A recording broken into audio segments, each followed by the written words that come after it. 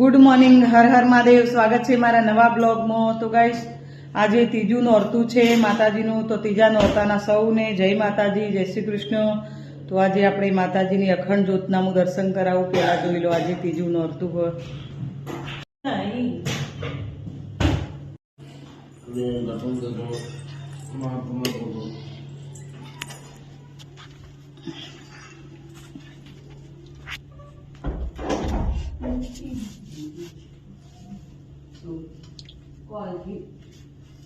કબાટમાં રહી ફૂલથી પકડવું પડે. હા નકર બળાય.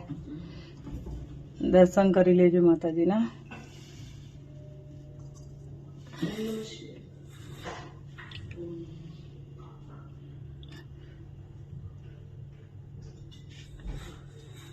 માલો શોકલો ચેવો ઊંઘ્યો છે.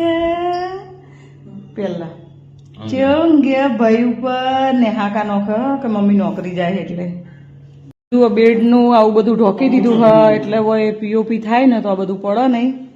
અડધો સામાન હોય ભર્યો હોય, કપડાં હોય હુકવવાના કર્યા નહીં. આ બધું અધૂરું બધું હોય. હજી તો આ ઓવન લેવાનું, ઓવન લઈને આવો સ્ટોર રૂમમાં મેળવાનું હોય. સ્ટોર રૂમમાંથી ગેસનું બાટલો ને બધું કાઢી નાખવાનું હોય. બીટું ચા પીવા બેઠી હે.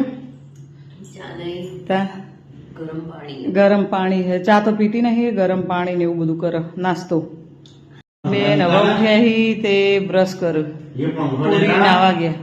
ચાલતા ચાલતા જઉં છું. વજન એ ઘટે બે કોમ. વજન આપણો કંટ્રોલમાં મસ્ત રહે અને થોડું ચાલવાનું એ થઈ જાય. ક્રિશ આવે એક્ટિવા લઈને મૂકવા માટે, પણ મેં કીધું ના મૂકવા નહીં આવું. તડકો છે એવું લાગે. ઓઢણું હોય ને તો તડકો લાગે. હોમો તડકો હોય ને. તો ગાઈસ જુઓ, જઈ રહીશું નોકરી. મળીએ, બ્લોગમાં બન્યા રહેજો. સાધન આવતા હોય ને એટલે બીક લાગે. તો હું તો સાઈડમાં છું. કેટલી સાઈડમાં હેડું.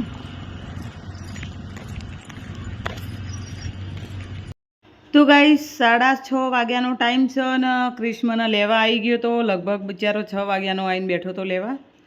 પણ મારે થોડું કામ હતું ત્યાં. બેબી ઊંઘી નથી એટલા માટે થોડું લેટ થઈ ગયું.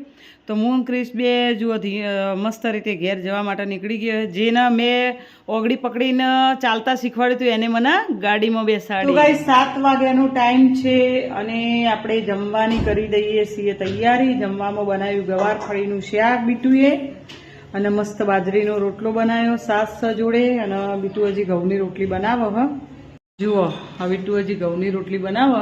ચલો ગરમા ગરમ રોટલી ખાઈ લેજો. હા, મસ્ત પટલી રોટલી સરસ બનાવો. અને જુઓ, આ ગવાર ફળીનું શાક પણ ઈયોને બનાવ્યું.